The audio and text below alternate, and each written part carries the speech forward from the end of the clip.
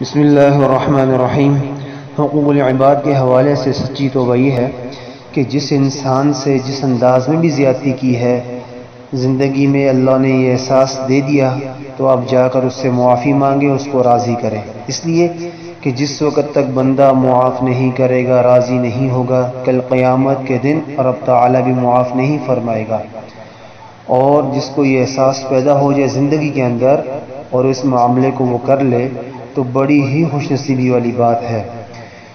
اس لیے کہ آج جھک جانا کل قیامت میں اپنی نیکیوں کو ضائع کرنے سے بچانا ہے،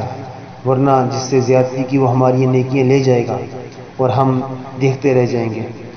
اور اگر اب کوئی شخص ایسا ہے کہ جس سے ہم نے زیادتی کی تھی